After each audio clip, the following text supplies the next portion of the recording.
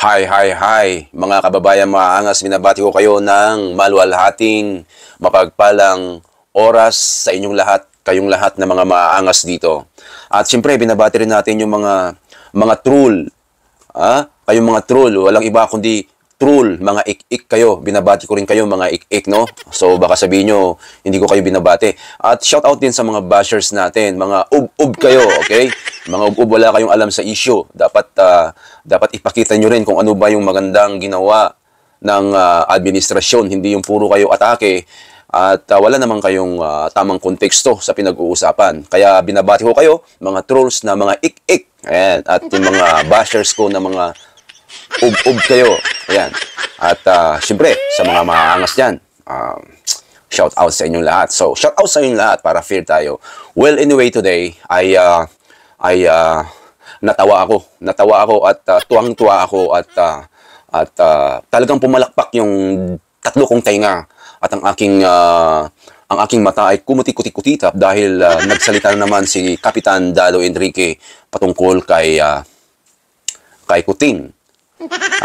Alam niyo naman, binuto natin yan si Kuting. So, dapat tayong mga ordinaryong Pilipino ay dapat magsalita rin tayo. Kaya ito yung ginagawa ni Kapitan Dado.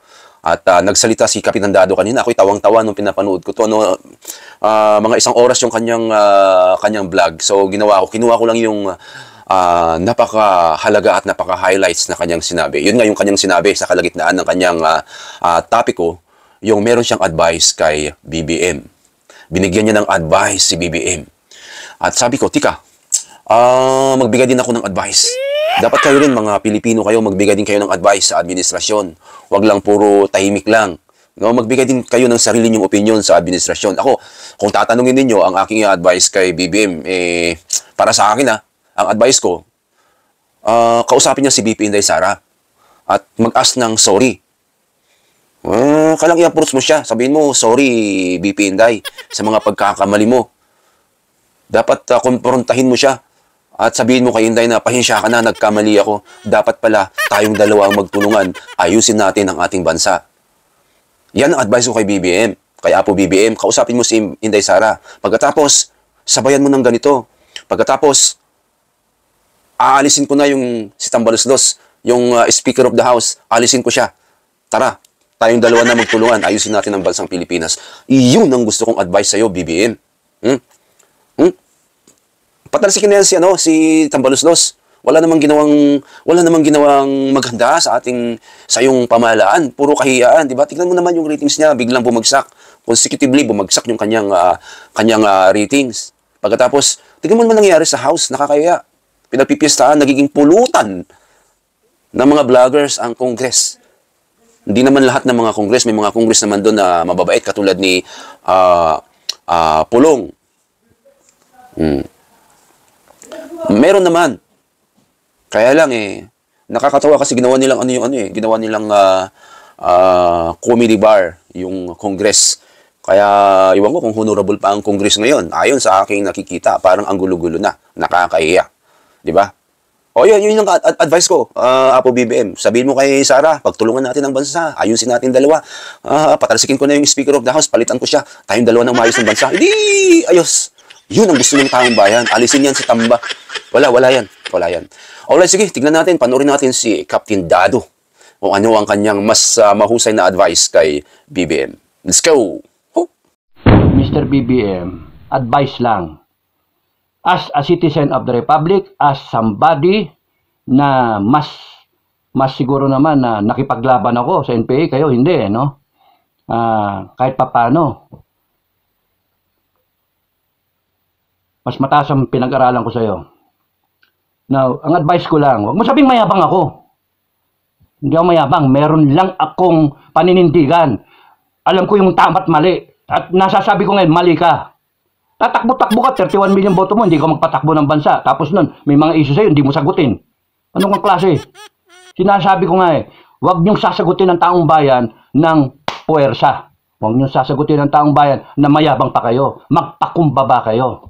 Yun, magpakumbaba kayo. Para hindi mga Pilipino Magpakumbaba kayo. May problema kayo Kayo may sayad. Kayo yung may problema. Taong bayan, wala kaming Walang diferensya kami. Tapos kung ano papadala ninyong mga troll at saka mga hinayupak yun ang pinapakita niyo ugali ninyo eh. Kaya kung masama yung loob ko kasi pinapakita niyo nagkamali ako. At ganun din ang iniisip ng mga tao ngayon. Nagkamali kami. Hindi dapat ganun eh. Ngayon, binibigyan kayo ng pagkakataon. Ano ginagawa niyo? Wala eh. O, ang akin, advice. Kausapin mo si speaker, pinsan mo. Kausapin mo. Sabi mo, mag-resign siya. Because the destabilization, no? Destabilization is coming from where? Taong bayan? Sa akin? Kay Makanas? Kay doon sa abroad? Kay Kay Maharlika? O kay SAS? O kay Atty. Trix? O kung kanino man? Sa mga Duterte? Hindi. Sa inyo, Congress. Sa Congress. Sa pinsan mo. Sila nagde-destabilize. Sino bang may issue rito?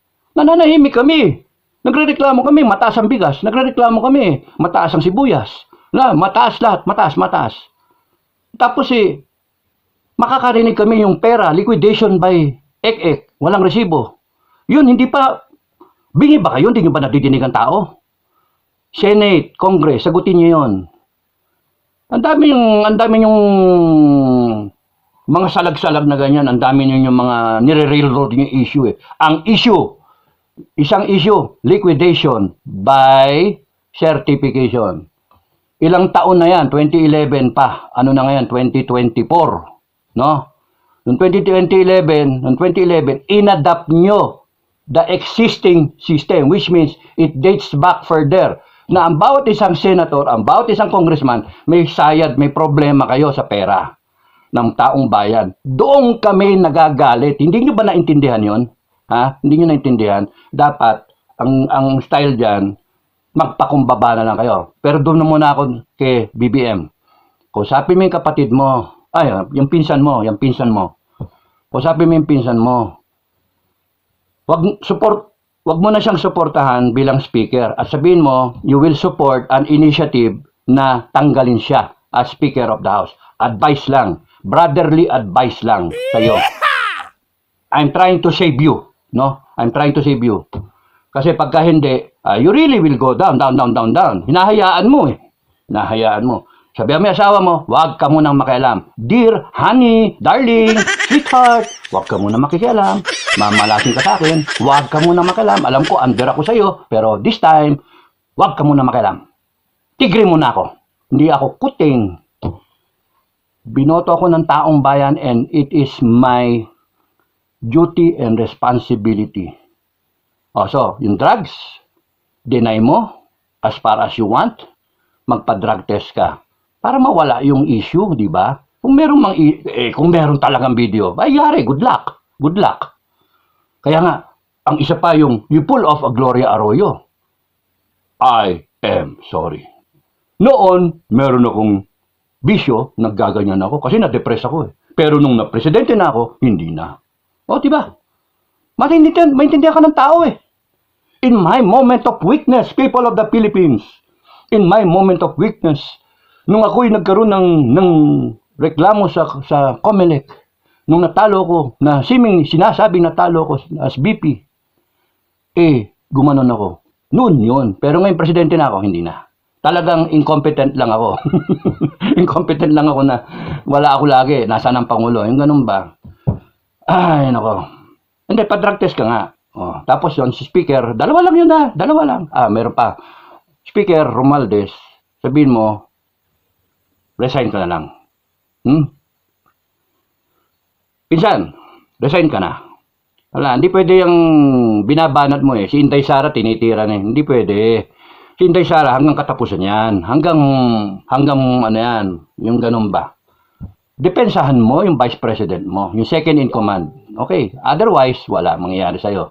Pangatlo, be presidentiable. Be a Filipino. Wag mong itatrato yung mga taong bumoto sa iyo kagaya ko. Wag mo itatrato na kalaban. Hindi, kakampi. Kakampi.